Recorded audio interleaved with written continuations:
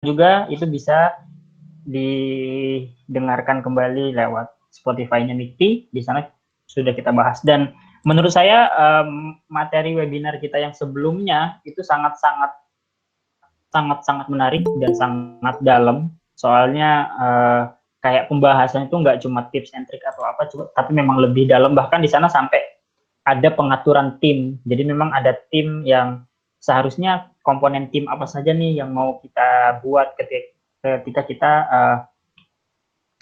ketika kita membuat tim digital marketing, itu harusnya komponen-komponen apa saja dan job desk-nya seperti apa, itu sampai sedetail itu sangat-sangat menarik sebenarnya. Oke, ini kita sambil menunggu pembicara kita ataupun pemateri kita pada sore hari ini, Mbak Rike.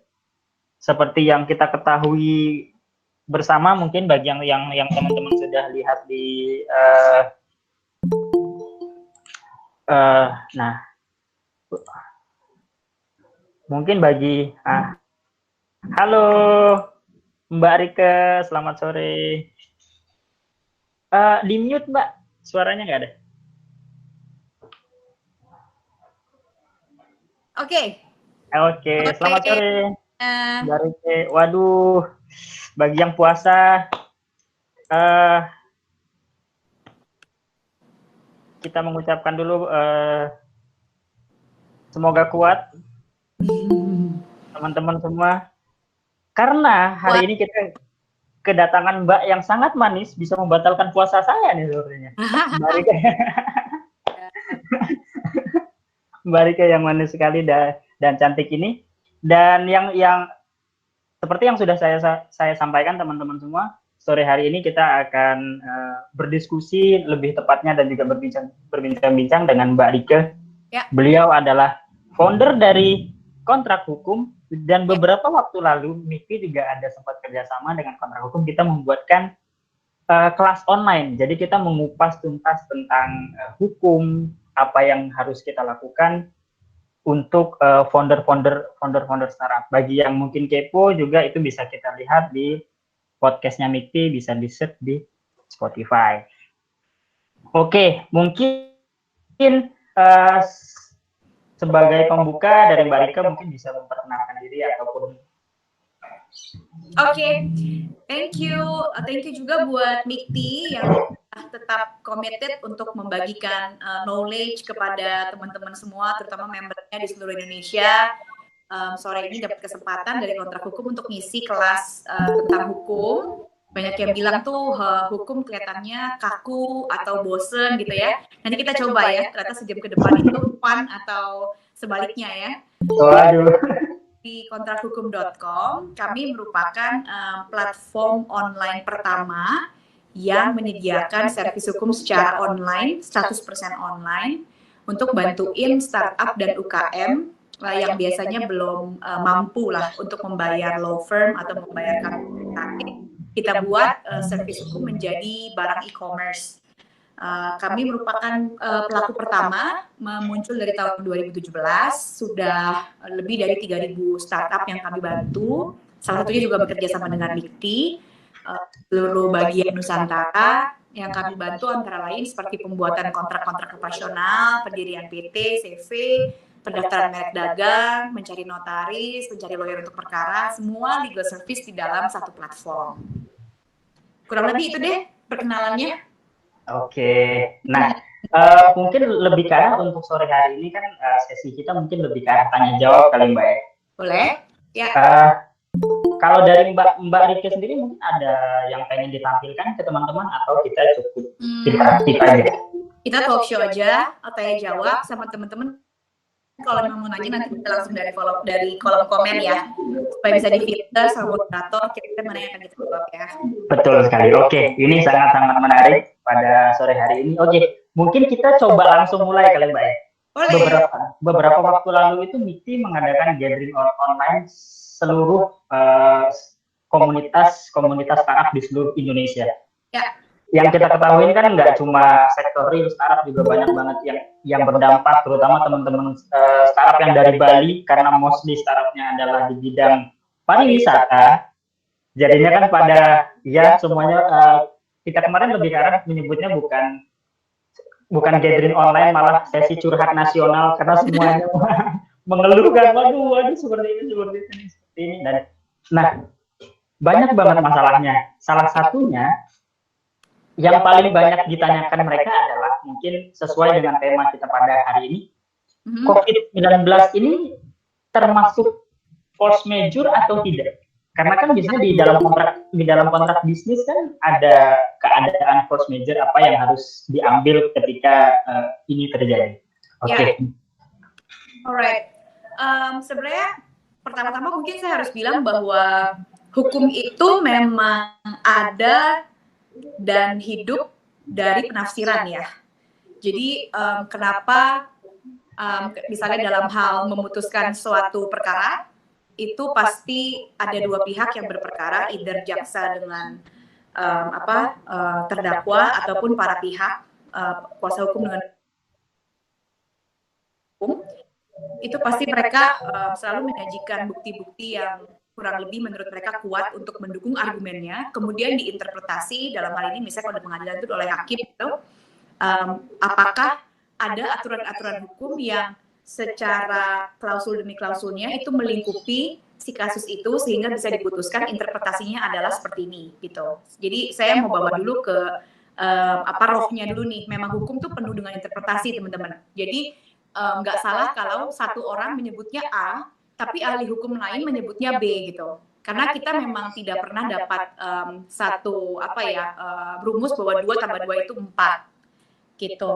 Itu penuh dengan interpretasi. Makanya orang yang menginterpretasikan harus betul-betul memahami seluk-beluk latar belakang dari si barang yang mau diinterpretasikan atau klausul yang mau diinterpretasikan gitu ya.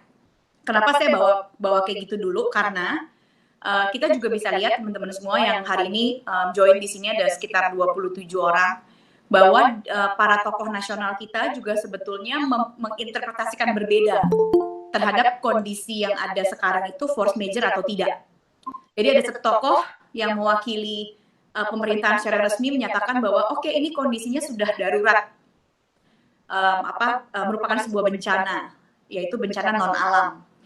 Maka kondisi force major akan berlaku dikarenakan ada faktor-faktor darurat tadi, plus daruratnya itu dinyatakan oleh petinggi atau pembuat otoritas. Tapi di hari yang sama, ketika sore harinya seorang ahli hukum, tokoh nasional juga mengatakan tidak bisa mengklasifikasi kondisi ini sebagai force major karena alasan A, B, C, D, F, G gitu. Nah, saya mau ajak teman-teman yang hari ini ikutan kelas ini tuh tidak menjadikan ini sebagai polemik, itu dulu. Karena memang hukum dasarnya interpretasi. Jadi tinggal jaksa ya yang menginterpretasikan apakah otoritas punya latar belakang yang cukup untuk bisa mengambil kesimpulan dan bagaimana reaksi positif atas statement dari masing-masing pihak gitu. Nah, kalau ditanya kepada saya, karena saya juga punya hak untuk menginterpretasikan hukum, baik sebagai profesi hukum maupun sebagai pelaku sehari-hari, saya akan lihat bahwa force major itu di dalam sebuah hubungan perdata di antara para pihak, itu basisnya adalah sebuah kontrak atau perjanjian. Itu dulu nih. Jadi misalnya saya punya kontrak sewa nih sama X, gitu ya. Saya pelaku startup, saya sewa di sebuah coworking space. Terus coworking space itu pihak yang menyewakan, berarti di dalam hubungan saya dengan si pemberi sewa itu ada kontrak sewa. Di dalam kontrak sewa, seyogianya itu kita akan lihat bahwa ada pasal yang mengatur tentang force major. Karena dalam setiap kontrak bisnis, seyogianya pasti mengatur tentang force major. Nah, karena hubungannya eksklusif antara pihak dengan pihak, maka ketika sebuah kondisi di dalam pasal, di dalam kontrak itu hidup, akan kembali kepada interpretasi dari para pihak. Dari kedua orang yang melakukan perjanjian di dalam kontrak. Kayak tadi saya bilang misalnya saya startup, saya nyewa, berarti antara saya sebagai penyewa dengan si pemberi sewa, which is coworking space. Nah, kita bareng-bareng nih di dalam kontraknya, force major-nya mengatakan apa? Pasti kurang lebih kan force major kalau bentuknya dibuatkan oleh lawyer, dia kurang lebih terdiri dari 5 ayat, to be honest. Jadi dia lengkap. Apa saja itu yang termasuk force major, di dalamnya disebutkan juga tentang pandemik, tentang wabah, tentang hal-hal yang kondisinya darurat, misalnya pengumuman perang. Terus di ayat berikutnya, apa yang harus dilakukan oleh para pihak ketika ada tanda-tanda bahwa force majeure akan terjadi sehingga saya sebagai pihak tidak bisa melaksanakan janji saya. Gitu. Terus ketiga, kira-kira dengan apa yang berlangsung terhadap kontraknya, apa yang bisa dilakukan atau mitigasi apa yang akan dibuat oleh para pihak untuk mempertahankan kepentingan masing-masing.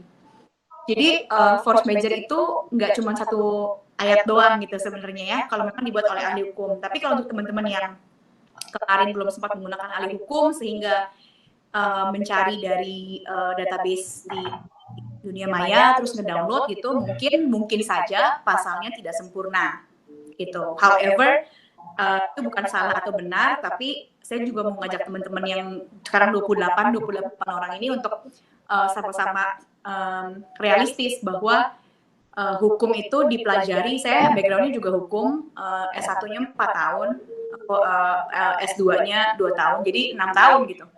6 tahun dipelajarin apakah bisa dikuasai oleh satu orang dengan hanya membaca dan menggoogle gitu.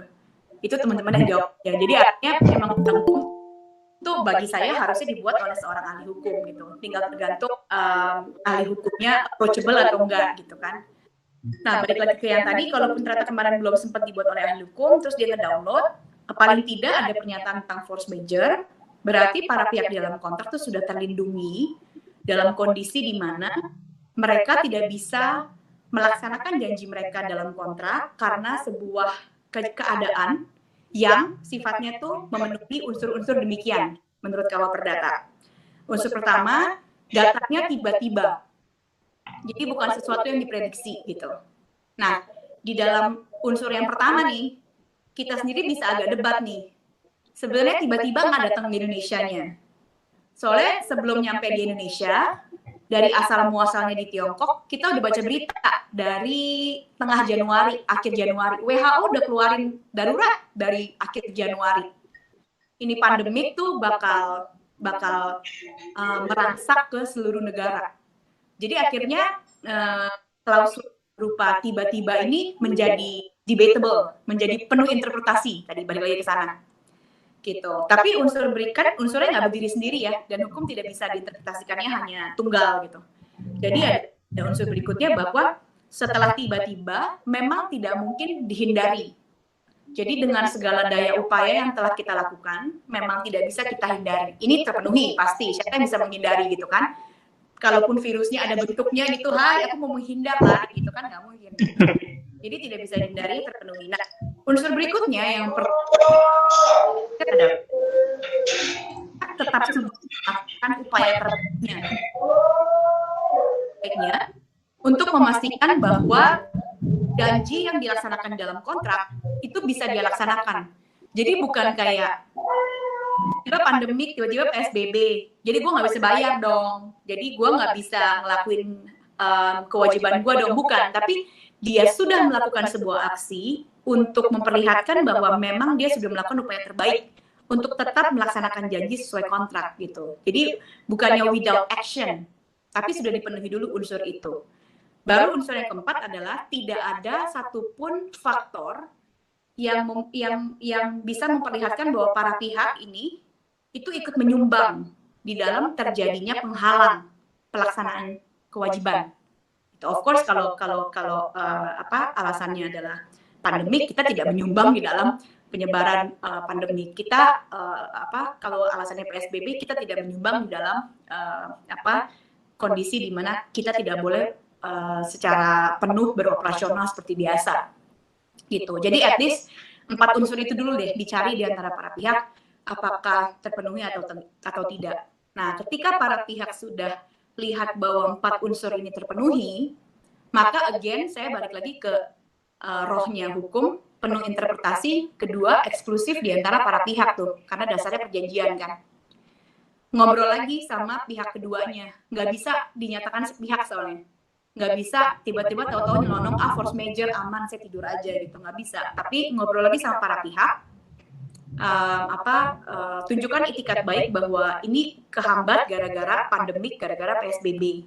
Kira-kira apa yang masih bisa dilakukan untuk accomplish tujuan dari kontrak, atau yang nggak bisa dilakukan kira-kira akan di-convert menjadi apa. Gitu. Jadi para pihak bertemu kembali, membicarakan kembali, kemudian menyatakan hasilnya seperti apa. Dan di situ juga dinyatakan bahwa kedua pihak sepakat ini adalah kondisi force majeure.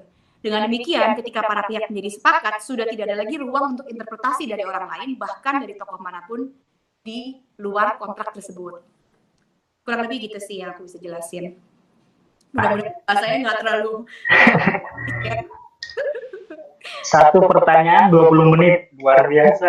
Oh, 20 menit sendiri ya?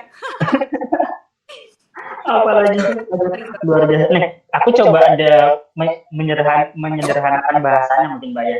Ini mungkin emang tidak ada pro dan kontra ini karena itu tergantung terhadap interpretasi masing-masing. Cuma kalau sudah ada kesepakatan antara kita yang menjalin kerjasama dengan pihak siapa, itu sudah tidak bisa diganggu-gugat lagi dengan pihak lain. Jadi begitu ya. Ya, misalnya sudah dinyatakan di antara para pihak, mereka setuju terhadap force majeure karena bentuknya adalah eksklusif di antara para pihak, terus dasarnya juga perjanjian di antara mereka, udah nggak ada doubt lagi sih bahwa itu harus dinyatakan sebagai force majeure. Oke. Jadi begitulah teman-teman. Oke. Ini ada sudah masuk satu pertanyaan Mbak dari kita dari Martunis. Saya ingin bertanya apabila dalam klausul force majeure bisa dianggap telah mencakup permasalahan COVID ini, namun apakah COVID ini masih dapat dianggap force majeure apabila bidang usaha tersebut termasuk sebagai bidang usaha yang dikecualikan dari larangan beroperasi berdasarkan PP 21 tahun 2020 tentang PSBB. Nah, ya. Ini berlaku nggak? Oke, kalau untuk menginterpretasi itu, jawabannya adalah bukan dari bidang usahanya atau enggak, tapi dari apakah ada perjanjian material. Jadi ada sebuah janji di antara para pihak yang dia nggak bisa deliver karena kondisi pandemik, karena kondisi PSBB. Jadi bukan lihat dari bidang usahanya masuk atau enggak, bukan. Tapi di dalam kontrak tuh ngatur apa aja hak dan kewajiban mereka. Pandemi, dia jadi nggak bisa deliver kewajiban dia. Mau dia bidang usahanya masuk, mau bidang usaha dia nggak masuk, dia nggak bisa deliver. Gak kondisi misalnya kayak soal sewa ya. Sewa kalau misalnya, tadi kan saya kasih contoh, saya startup, saya sewa di coworking. Kalau dalam kondisi pandemik, saya nggak boleh keluar rumah, saya nggak bisa pakai hak saya. Di lain pihak coworking sebenarnya tidak bisa memberikan objek sewanya karena dilarang oleh PSBB, oleh pemerintah, oleh sekarang untuk boleh membuka tempat sewanya buat umum gitu. Berarti kan yang menjadi perjanjian di dalam kontrak itu tidak bisa terdeliver satu sama lain karena pandemik, karena PSBB, tanpa melihat dia bidang usahanya apa.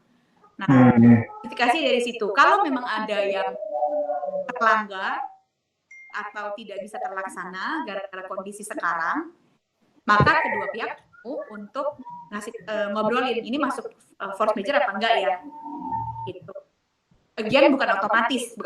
Oh karena saya tidak masuk yang PSBB, jadi saya otomatis force majeure. It's not about that.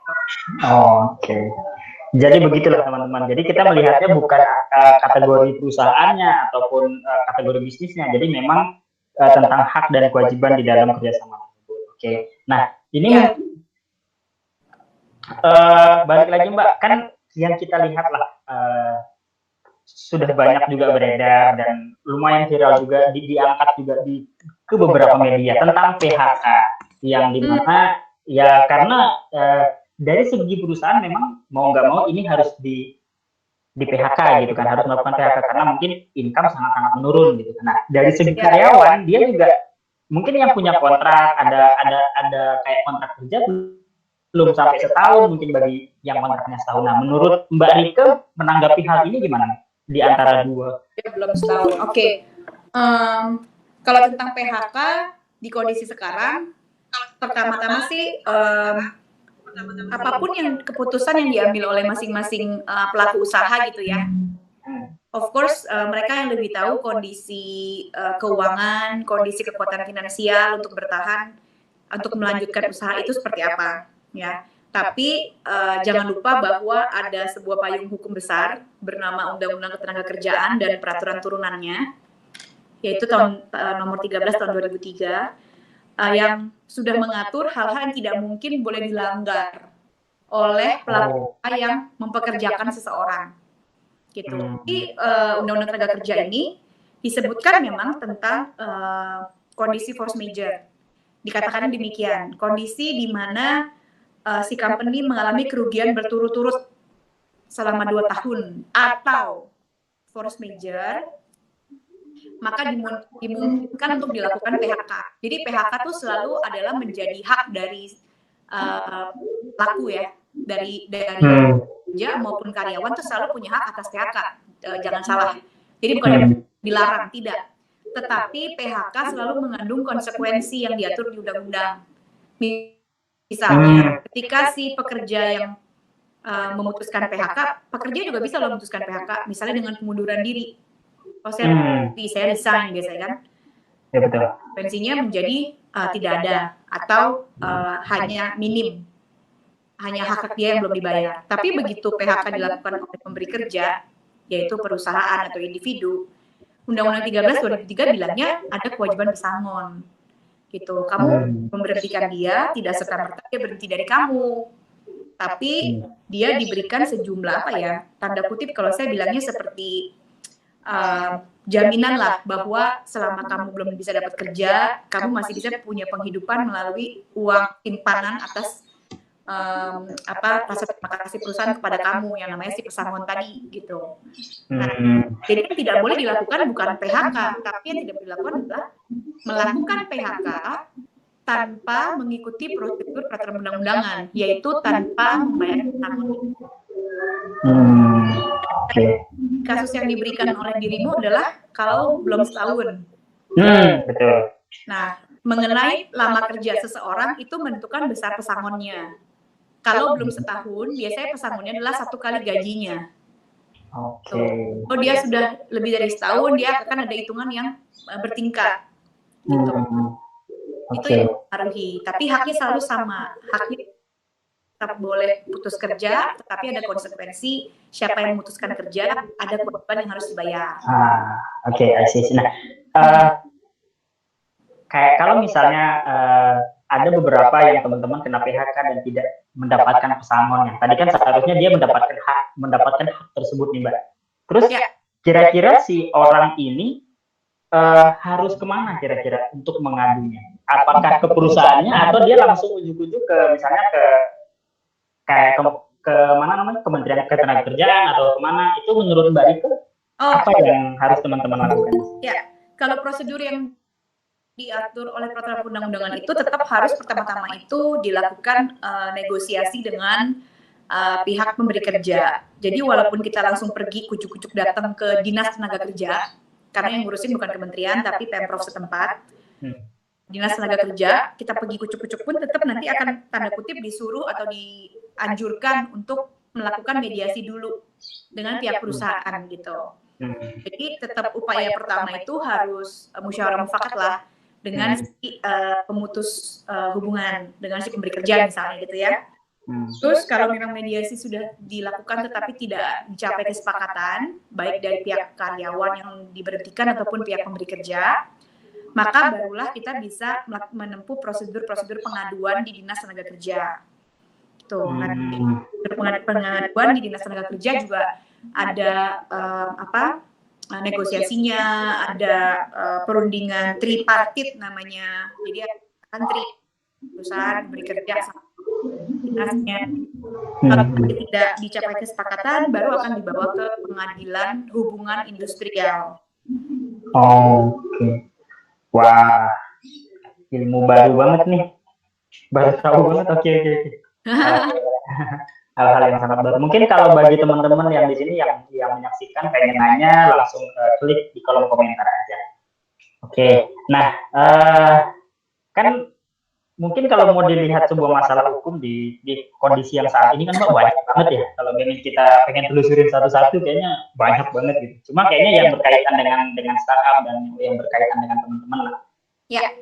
Yang selanjutnya kita membahas tentang kalau gajinya dipotong. Ya. Nah, mungkin kan memang ada sebagian yang ketika kayak kerja di rumah pekerjaannya lebih sedikit mungkin, tapi ada yang sebagian justru kan pekerjaannya nambah lebih banyak. Tapi kan dengan kondisi keuangan perusahaan dia harus memotong gajinya. Nah, kalau dari kacamata hukum tersendiri untuk memotong gaji kan padahal mungkin di awal pas kita kontrak kerja kan sudah kayak kasih tahu kan gaji pokok sekian, kalaupun ada ini kan tunjangan sekian dan sekian, dan di tengah-tengah saat pandemi misalnya tahu-tahu kita punya gaji minta dipotong lah. Nah, ini kalau dari dalam kacamata si pengusaha itu seperti apa, dan dari kacamatanya kita mungkin seorang karyawan apa yang harus kita lakukan juga dan menanggapinya gimana? Oke, kalau mengenai potongan gaji, I've been asked this a lot ya recently. Kita lihat dulu nih komponen kompensasi itu apa saja yang diperjanjikan di dalam kontrak kerja kita. Karena kan pasti bekerja ada dasarnya ya, jangan sampai nggak ada dasar loh ya kontrak kerjanya gitu. Kontrak kerja itu komponen yang diperjanjikan tuh apa? Komponen yang undang-undang granted itu cuma 3. Komponen pertama namanya gaji pokok, yang makanya setiap provinsi punya ketentuan namanya UMP. Habis itu ada yang namanya tunjangan tetap. Jadi dia tidak pakai variabel. Apapun yang terjadi tunjangannya akan diberikan sepanjang kondisinya masih sama. Terus ketiga baru tunjangan tidak tetap. Ini biasanya variabel, misalnya kalau tidak hadir dipotong, kalau tidak dipakai komunikasinya dipotong, karena bentuknya lebih ke yang pulsa, transportasi, meals, atau kehadiran, absen, dan lain sebagainya. Nah, sebenarnya yang paling gampang untuk bisa dikurangi dulu adalah tunjangan tidak tetap. Karena obviously, misalnya biasanya hadir ke kantor, sekarang tidak hadir ke kantor, berarti ada komponen yang variabelnya tidak lengkap kan. Jadi itu memang bisa dikurangi. Tetapi untuk tunjangan tetap, misalnya tunjangan jabatan dia sebagai manajer dan tidak berubah ketika pandemi pun dia tetap masih manajer gitu. Seyogianya tidak dikurangi. Apalagi yang paling ultimate tadi gaji pokok itu seyogianya tidak dikurangi. However, dimanapun posisi Anda sebagai pendengar sore ini, apakah pemberi kerja atau pekerja, I think we have to come into the same conclusion bahwa kondisi ini tuh sama-sama memukul semua pihak ya. Maksudnya memukul karyawan juga, tapi memukul juga pelaku usaha the most. Karena saya yakin seluruh pengusaha di Indonesia dan di seluruh negara itu mengalami penurunan omset mungkin ada antara 30-70% ya. Jadi kondisi ini tuh sesuatu yang tidak bisa dihindari oleh siapapun juga. Nah, kita harus sama-sama come into that sense dulu nih. Maksudnya gini, kalau kita di posisi orang yang meminta hak kita, tetapi kita lupa memikirkan bahwa ketika kita minta hak kita, ada hak orang lain juga loh yang sedang dipertaruhkan, hak teman-teman karyawan yang lain, atau hak si usaha tersebut untuk terus hidup lebih panjang. Itu akan menjadi tidak bijak bagi kita gitu. Jadi saya mau ajak dulu nih semuanya untuk berpikir bahwa ini kondisi yang memang memukul semuanya. Nah, kalau pemahaman itu sudah dicapai oleh kita, maka akan lebih mudah bagi kita untuk terbuka bagi diskusi. Itu karena soal potongan atau tidak potong itu kembali kepada tadi roh paling pertama yang saya ajarkan di awal sesi, eksklusivitas perjanjian di antara para pihak. Kalau para pihak sudah sepakat, kalau pengusaha dan karyawannya sepakat, maka berlakulah sesuai kesepakatan. Gitu. Jadi kalau memang teman-teman ridho demi untuk nggak ada teman-teman kita yang lain yang di PHK atau untuk masih melihat kelangsungan dari perusahaan ini jauh lebih lama daripada sekedar tinggal 3 bulan lagi, itu akan menjadi keleluasaan hati dari teman-teman sih untuk ngobrol dengan pihak pemberi kerja dan sepakat dengan kompensasi baru di masa COVID. Tapi kalaupun tidak dan dengan menuntut hak, ya itu juga hak masing-masing ya. Betul. Oke Mbak. Nah itu kan tadi kalau misalnya kesepakatan dua pihak ya. Kalau kesepakatannya karena keterpaksaan Mbak. Kalau kan karena terpaksaan berarti nggak sepakat. Oh iya betul. There is no konsensus kalau dia punya terpaksa gitu ya. Kalau tidak sepakat ya artinya tidak bisa berjalan gitu. Berarti balik pertama ya mungkin yang dikurangi siogianya tunjangan tidak tetap saja yang komponennya variabel. Betul. Oke. Wah. Berisi sekali diskusi kita. Oke. Baiklah Mbak. Mungkin balik lagi bagi teman-teman di sini juga mungkin kita juga ada live YouTube-nya bagi teman-teman yang di YouTube dan juga yang menyaksikan pada Google Hangout. Bagi yang pengen nanya bisa taruh di kolom komentar saja. Oke. Nah, sekarang kita ada pertanyaan selanjutnya, Mbak. Ya. Oke. Kalau tadi kita membahas tentang PHK, terus gajinya ada yang dipotong, ada yang tidak. Nah, kita membahas di suatu hal yang diharapkan orang di akhir bulan Ramadan ini, Mbak. Biasanya di tahun-tahun yang sebelumnya, yaitu THR.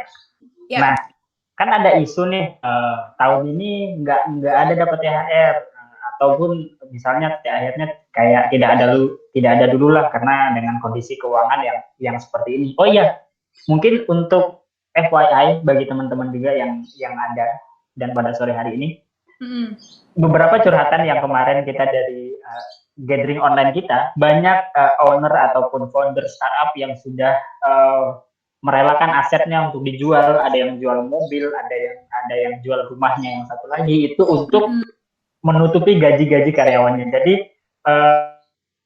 bagi teman-teman semuanya, memang kalau di dalam sisi kayak pengusaha, kadang-kadang si foundernya ceria-ceria aja, tapi di balik itu dia masih tetap berusaha untuk bagaimana caranya timnya masih bisa dia tanggung gitu lah.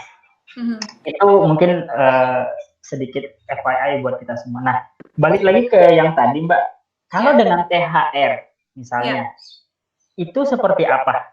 Dan di sini sendiri sebuah kewajibankah seseorang harus memberikan THR-nya pada masa pandemi ini, atau masih bisa negosiasi atau seperti apa? Sebenarnya kewajiban THR itu for you to know ya, terutama teman-teman yang 25 orang ini bergabung, itu hanya ada di negara Republik Indonesia tercinta. Kalau Anda pergi ke negara lain atau tetangga sebelah saja, itu ketentuan ini tidak ada di negara lain. Nah, di negara tercinta kita ini dikatakan sebagai gaji ke-13 gitu ya. Jadi kalau hire orang itu jangan cuma kali 12, kali 13 gitu. Itu memang ketentuannya adalah wajib adanya untuk diberikan oleh pengusaha. However, kalau pengusahanya belum mampu, ada langkah-langkah yang dapat dilakukan oleh si pengusaha untuk menangguhkan. Dia nggak bilang menghilangkan, tapi menangguhkan THR. Misalnya dalam bentuk cicilan atau pembayaran yang sifatnya ya bertahap ya, tidak sekaligus gitu. Tetapi ada ketentuan-ketentuan yang tidak boleh dilanggar. Misalnya tadi THR tetap menjadi wajib untuk dibayarkan. Terus jumlahnya itu juga sudah ada ketentuan. Terus tanggal pembayaran disbursement-nya itu juga sudah ada ketentuan gitu. Hanya jika kondisinya memang belum mampu dan mengajukan penangguhan, maka kondisi khusus dapat dibayarkan. Tapi tidak serta-merta, oke, saya nggak mampu, saya tangguhkan gitu, enggak. Ada prosedurnya yang harus dilakukan ya. Oke. Jadi seperti itulah teman-teman semuanya. Oke, bagi yang pengen nanya, mungkin bisa di dalam kolom komentar kita. Ya. Supaya nanti bisa dijawab oleh Mbak Rika sendiri. Nah, oke, mungkin sambil kita menunggu pertanyaan dari ini Mbak, teman-teman kita. Seberapa besar dampak COVID ini ke perusahaan Mbak Rika sendiri, ke kontrak hukum itu sendiri? Masih banyakkah yang berkonsultasi, atau misalnya ada pengurangan nih akhir-akhir ini? Kalau di kontrak hukum, obviously Iya, konsultasi kepada kan kita produknya ada variatif ya, tidak cuma kontrak hukum ya, tidak cuma konsultasi, ada bentuknya pembelian layanan, misalnya pendirian PT, pendirian CV, daftarin merek gitu. Obviously memang drop ya, karena mungkin para pihak juga lagi nge-hold dulu untuk starting their own business. However, yang menarik adalah data yang bisa saya sajikan, itu ternyata banyak pick up di permintaan akan izin usaha jualan online. Tanpa memikirkan apakah dia harus punya badan usaha atau enggak, tapi perseorangan pun juga bisa jualan, dan kalau mau jualan online itu ada ketentuan PP 80 tahun 2019 keluarnya akhir tahun lalu, dia harus punya sebuah izin usaha, ada selembar gitu. Nah, menariknya adalah data ini cukup pick up. Jadi teman-teman yang tadinya karyawan udah lama di rumah 6 minggu, terus belum lagi ada pemotongan sana sini, dia putar otak supaya bisa tetap produktif untuk dirinya sendiri juga. Di waktu-waktu senggangnya dia coba untuk create sesuatu gitu. Kayak kemarin ada yang minta di endorse bikin bakmi giling gitu. Atau ada yang pisang goreng gitu. Jadi awalnya nggak pernah ke dapur, tapi jadi kreatif ke dapur. Nah, itu mereka sudah tahu bahwa nggak bisa jualan online kecuali punya izin. Nah, itu kita bantu karena kita malah memberikan extra services dengan biasanya kita tunggak tanda kutip dikerjainnya 3 hari gitu. Kita sekarang dikerjainnya pokoknya hari itu juga harus jadi buat teman-teman. Malah walaupun kita menghadapi kayak ada kantor-kantor pemerintah yang tutup gitu, tapi gimana caranya kita bisa giving extra di kondisi ini, karena itu yang teman-teman butuhin untuk bisa tetap produktif. Oke.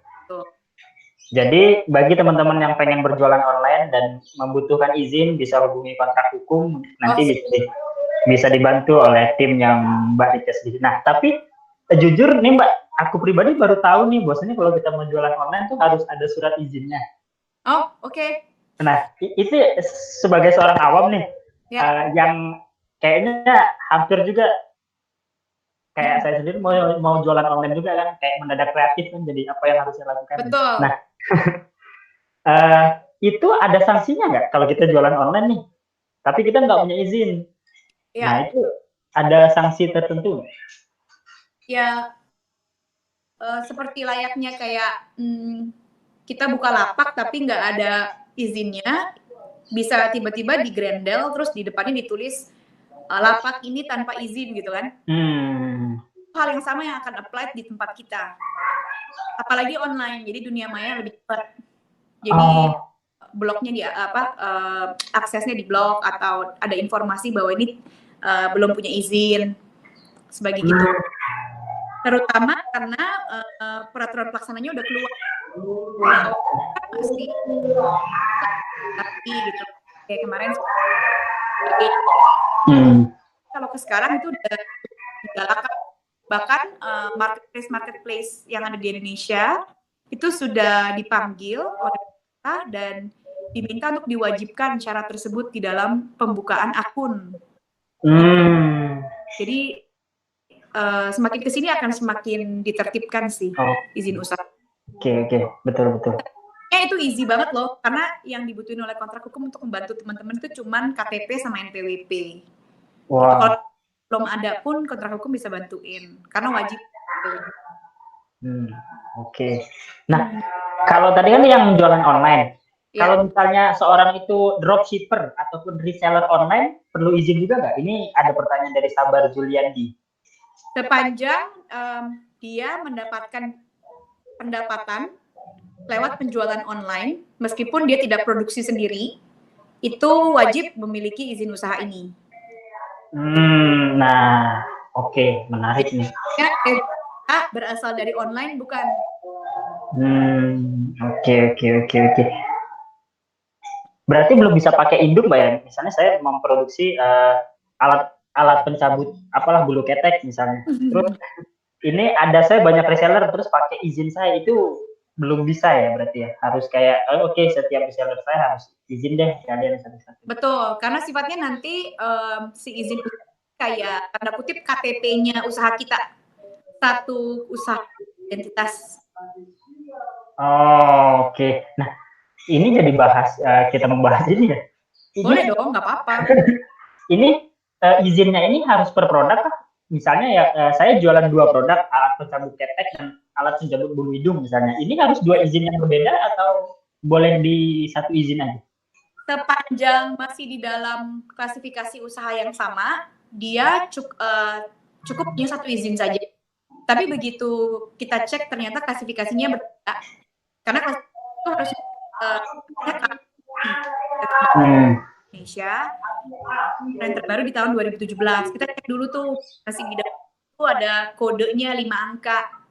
Nah, kalau tadi kami cabut tapi kodenya beda, maka izin usahanya 2. Oke. Identitasnya 1.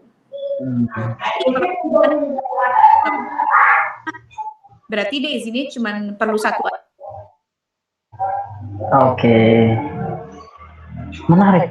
Baru tahu nih, hal baru nih, Mbak. Ini kayaknya kalau digalakkan benar-benar sih kayaknya akan rapi dan tertib sih. Yang jual KW juga mungkin akan tersingkirkan gitu.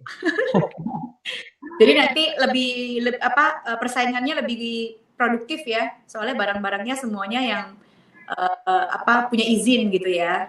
Betul, Mbak. Soalnya kita kayak sering banget kan tahu-tahu beli barang A, tahu-tahu A tapi AKW sekian gitu kan. Betul. Itu pengen marah tapi nggak tahu orangnya di mana kan, kita juga bingung sendiri kan karena belinya online. Oke. Hal kedua tuh yang menarik dari pendataan kami justru selain izin usaha online tuh orang-orang yang paling peak itu justru orang request pengecekan merek.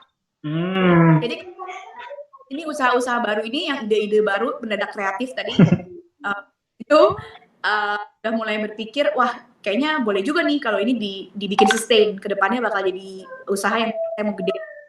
Jadi mereka pilih-pilih nama. Pakai buat mempopulerkan ini usaha apa ya gitu. Nah di service jadi masih bisa dipakai sama kita atau enggak, atau udah terdaftar sama lain. Kita cukup surprise juga gitu. Mereka walaupun di rumah tapi kreatif untuk mikirin sustainability-nya nanti gimana sesudah pandemi gitu. Oke. Menarik ya. Jadi mental of entrepreneur-nya pada keluar semua di masa-masa pandemi. Dan ini juga menurut saya cukup didukung oleh kementerian lembaga sih. Itu ya, Kementerian Keuangan juga urge ada bantuan tapi harus bentuknya entrepreneurship, dilempar ke Kementerian Koperasi UKM gitu, atau ke bank-bank BUMN seperti BRI gitu. Itu banyak sih bantuan-bantuan yang sifatnya boleh dibantu tapi entrepreneurship-nya harus jalan, usahanya harus ada gitu. Oke. Nah, mungkin ini kita agak membahas hal yang berbeda sedikit nih, Mbak. Dengan saya ngambil salah satu kayak permasalahan di sesi kita curhat yang kemarin. Kalau kan banyak banget sekarang invoice yang kita tagihkan itu ditangguhkan. Nah, itu seperti apa ya, Mbak? Soalnya kayak misalnya ada sebuah perusahaan kemarin, dia sebenarnya invoice yang belum dibayar itu cukup besar dan itu yang berimbas ke PHK dan kawan-kawan. Nah, tapi yang dia tagihkan ini ke perusahaan-perusahaan ini belum bayar, bahkan kayak kontaknya pun nggak ada yang balas gitu. Nah, itu kalau di dalam sisi hukumnya gimana deh? Oke, kasihan banget nggak dia balas, sedih juga hati kita ya. Rasional, connect gitu. Iya betul, sesedih itu. Voice itu menurut saya kan bisa keluar gara-gara sebelumnya ada sebuah transaksi terjadi ya. Jadi either kita udah ngelakuin jasa kita lalu kita tagih, atau kita udah kirim barang lalu kita tagih gitu. Nah pasti transaksinya itu juga dilindungi sama sebuah perjanjian lah gitu. Perjanjian jasa atau perjanjian pasokan barang atau supplier atau kerjasama atau apapun. Nah nggak mungkin invoice kucuk-kucuk tiba-tiba hidup sendirian gitu. Maksud saya pasti belakangnya tuh ada landasan namanya underlying documents-nya gitu, perjanjiannya. Nah mesti dilihat lagi balik ke pembahasan kita yang awal. Si perjanjian ini nulisnya apa gitu. Apakah kondisi force majeure dapat menyebabkan terhentinya pembayaran. gitu. Again, kondisi force major pun harus dinyatakan. Apa yang force major? Kondisinya kenapa dikatakan sebagai force major? Terus misalnya dibuka sebuah buku keuangannya dibuka, terus dikasih lihat bahwa ini perusahaan tidak punya kemampuan bayar gara-gara omset turun, gara-gara pandemi gitu kan. Jadi kan multiplier efeknya kelihatan. Itu pun tetap harus balik lagi kesepakatan dari para pihak gitu, diobrolin lagi. Oh, kalau kamu nggak bayar, efek di sayanya seperti ini. Jadi emang harus balik lagi ketemu. However, tadi udah disebutin di SMS aja nggak, di SMS zaman dulu banget ya. Di WhatsApp aja nggak dibales. Gimana bisa ngobrol gitu? Bisa disuruh diskusi, mufakat, tapi ngontek aja susah gitu. Liatin lagi di dalam klausul perjanjiannya apa akibatnya kalau pembayaran itu terlambat. Kita main dari situ aja. Karena kan kita dicuekin nih, mau membahas force major baik dicuekin. Berarti kita anggap udah due date, dia nggak bayar. Gitu. Orang nggak ada pernyataan kok, nggak ada persetujuan para pihak kok. Nah, liatin pasal tentang pembayaran itu bilangnya dendanya apa. Apakah hitung per hari keterlambatan atau di continue sampai kapan? Dan yang terpenting lagi, karena kita nggak terima hak pembayaran kita, berarti kan dia, kalau hukum bilangnya one prestasi. Jadi dia tidak melaksanakan janji dia. Kontrak menjadi boleh dibatalkan. Jadi nggak lanjutin. Kita nggak usah continue ngirimin kewajiban kita. Time dia nggak lakuin kewajiban dia, berarti dia, dan kita udah ajak ngobrol dia nggak bisa, berarti at that moment juga kontraknya menjadi batal dan saya tidak punya kewajiban lagi untuk Anda. Gitu. Oke. Wah. Nggak kerasa sudah 50 menit lebih, Mbak. Mungkin kita sangat seru sekali. Hal-hal baru soalnya kalau bagi saya sendiri memang wah ini hal-hal yang sangat-sangat menarik dan cukup dekat lah dengan kita. Gitu. Nah, ini mungkin kita pilih satu atau paling banyak 2 pertanyaan lagi, Mbak ya. Habis itu mungkin bisa kita akhiri. Boleh. Pertama tentang THR. Ada yang nanya dari Mas Martunis, apakah untuk kebijakan mengenai THR ini perlu untuk dituangkan dalam kesepakatan kerjasama antara karyawan dan perusahaan? Yes, jadi segala jenis kesepakatan apapun di antara para pihak, bahkan kesepakatan yang terjadinya setelah adanya satu hubungan, jadi udah ada kontrak kerja dulu, terus ada kesepakatan lain, itu wajib hukumnya dituliskan di dalam sebuah kesepakatan tertulis, mau namanya MOU, perjanjian, surat pernyataan, kontrak bersama, kesepakatan bersama, tapi wajib tertulis. Kenapa? Karena dikatakan dalam KUH Perdata yang menjadi alat bukti itu adalah alat bukti tertulis, dia ngomongnya, bukan alat bukti lisan gitu, bukan capturean dari WA gitu, tapi harus alat bukti tertulis yang kemudian memang ada perluasan dari Undang-Undang ITE bahwa elektronik juga bisa, tapi tertulis harus dinyatakan kembali dan ditandatangani oleh para pihak. Jadi kekuatan untuk kita lah, pegangan kita lah sebagai alat bukti. Oke, jadi begitu teman-teman, sebaiknya semua tentang hal ini enaknya memang ada di surat perjanjian kerjasama tersebut. Nah, Oke, mungkin ini pertanyaan dari Lulu Muslim. Ini kita lompat lagi Mbak ke tadi tentang izin usaha online. Jadi kita kayaknya akhir-akhir ini akan lompat-lompat soalnya pertanyaannya jadi random. Oke. Mengenai izin usaha online, misalnya saya menggunakan 3 akun di 3 marketplace. Misalnya ya di A, B, C.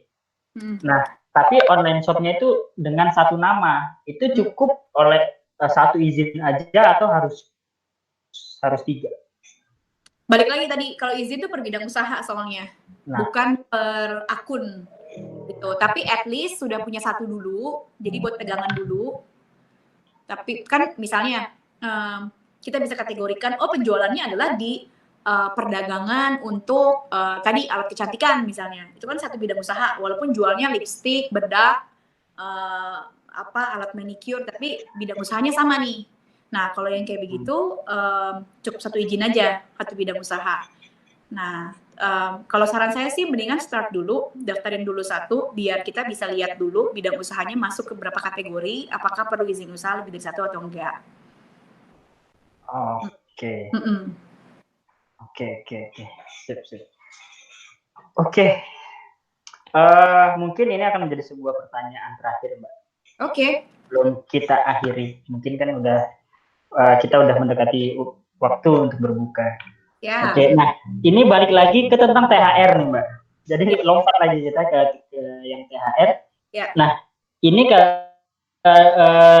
kan di Undang-Undang UU 30 2003 tentang ketenagakerjaan dari Permenaker, itu ada kewajiban perusahaan untuk membayar THR dengan tenggang waktu sekitar berapa belas hari lah.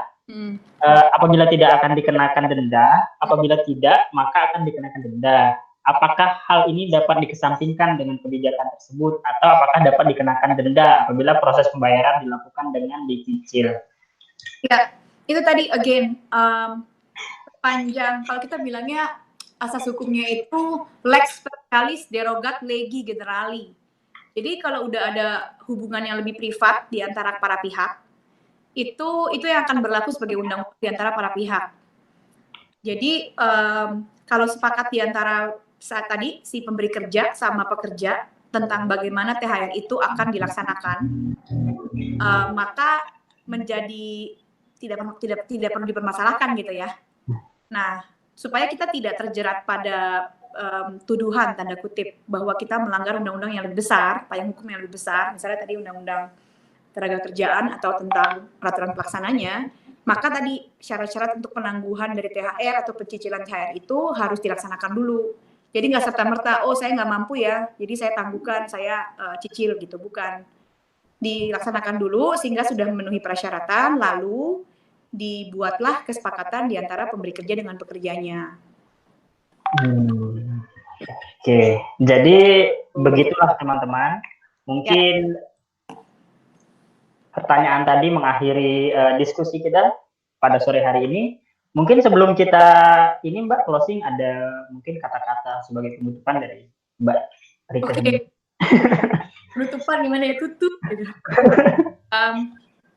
Of course ini masa-masa yang sulit buat kita semua ya, teman-teman semua. Apapun posisi kita, mau pelaku usaha, mau ibu rumah tangga, mau karyawan, ini wabah yang memang tidak bisa kita hindari dan dampaknya kita rasakan semua. Gitu. Di posisi-posisi seperti ini tentu yang bisa kita lakukan adalah mencari hal terbaik, mencari jalan terbaik. Bagaimana untuk keep surviving gitu di kondisi sulit. Nah, buat pelaku usaha mungkin I can feel you karena saya juga pelaku. Maupun karyawan, saya juga pernah jadi karyawan. Jadi ini memang saat-saat yang sulit, tapi bukan berarti the end of everything gitu. If we keep hanging there dan kita tahu bahwa kita masih punya faith untuk maju terus gitu ya, I believe senja akan segera berlalu sih. Gitu. Saya yakin teman-teman semua bisa surviving, bisa punya ide-ide kreatif. Kalau tadi bahasanya lebih ke mendadak gitu. Kita coba cari yuk, gali-gali. Teman-teman kita yang lain udah banyak loh yang bikin-bikin terobosan biar keep hanging here gitu. Dan pada akhirnya kalau kita bisa ngelewatin ini, akan jadi cerita yang bisa kita ketawain suatu saat hari nanti ya. Kita manis lah. Kita berhasil loh ngelewatin pandemi, udah 6 minggu di rumah aja tapi tetap produktif, kreatif, dan tetap mendukung dunia usaha biar muter terus dapurnya gitu ya. Mungkin itu sih lebih ke semangat spirit buat teman-teman untuk bertahan, kita semuanya sama-sama. Dan jangan bandel, jangan keluar rumah, jangan nambahin si virus ini. Ya, confident from small things. Dan kalau kami dari Kontrak Hukum, of course kita siap buat jadi pendampingnya teman-teman untuk urusan hukum apapun yang dihadapi sepanjang waktu. Oke. Jadi begitulah teman-teman. Nah, mungkin kalau kita pengen summary kan sedikit tadinya, balik ke dalam tema kita, force major ini, COVID ini masuk ke dalam force major atau enggak, ya itu balik ke interpretasi masing-masing. Bisa ada yang menganggap iya, ada yang menganggap tidak, tapi ketika teman-teman sudah ada kesepakatan antara kedua belah pihak, maka ini tidak dipengaruhi tidak bisa dipengaruhi lagi oleh pihak luar. Jadi balik lagi semuanya antara kesepakatan antara kedua belah pihak, teman-teman di sini kesepakatannya dengan siapa. Gitu.